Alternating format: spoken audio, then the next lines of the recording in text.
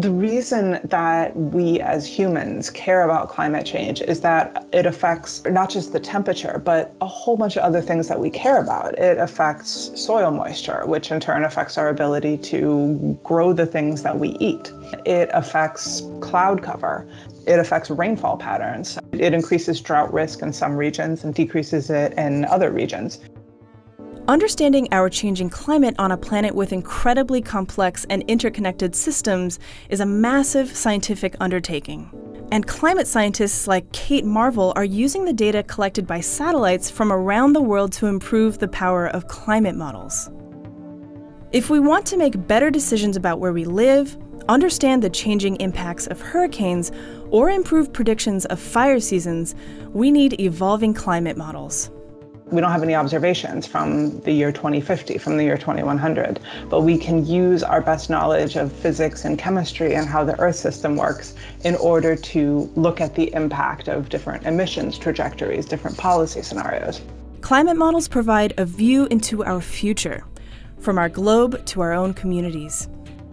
As models advance, as they're tasked with predicting the nature of the weather and the clouds over smaller and smaller scales, they're being asked tougher questions like, well, what kind of clouds are happening over those small scales and how often? And how heavily are they raining? We expect, roughly on really, really large scales, climate change is making wet regions wetter and dry regions drier. But at the same time, it's shifting the circulation of the atmosphere. So the locations on a very, very large scale of those wet and dry regions are changing. Climate models are composed of lots of different calculations on the different behaviors of our atmosphere, our land, and our oceans.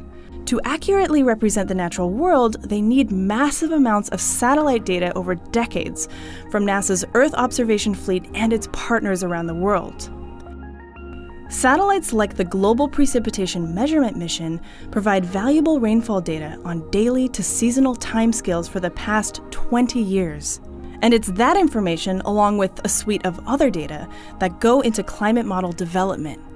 Currently, GPM microimager radiance data are used to generate initial states of NASA climate models and to guide climate model solutions to be close to real states by applying data assimilation techniques. Data assimilation is the process of combining many different sources of Earth observations into models to improve how we represent the Earth system. Assimilating GPM microwave imager data improved intensity and locations of storms and precipitation calculated by the climate models.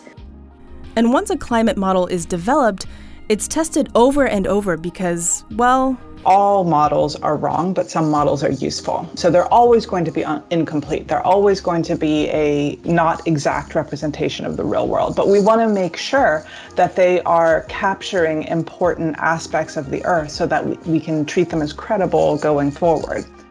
Typically what happens is when you modify one part of the climate model, other parts accidentally change. It's kind of like the whack-a-mole game. By hitting it down, we're improving it, we're killing the error, we're decreasing the problem existing in the model, but another area pops up.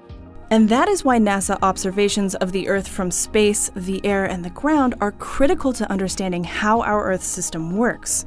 Observations help improve the modeling for our future here on Earth with new capabilities to expand our knowledge. NASA is launching satellites and coordinating missions like GPM, giving us that long-term, really accurate satellite record of what's been going on, not just of the temperature rising, but of various aspects of the climate changing. So precipitation and cloud cover and soil moisture and a whole bunch of different climate variables that people care about. Continuing key observations of the Earth is really important to see how our atmosphere, land, and oceans are changing over time. A long-term record combined with cutting-edge observations from the new NASA Earth System Observatory will continue to push boundaries to better understand our ever-changing Earth.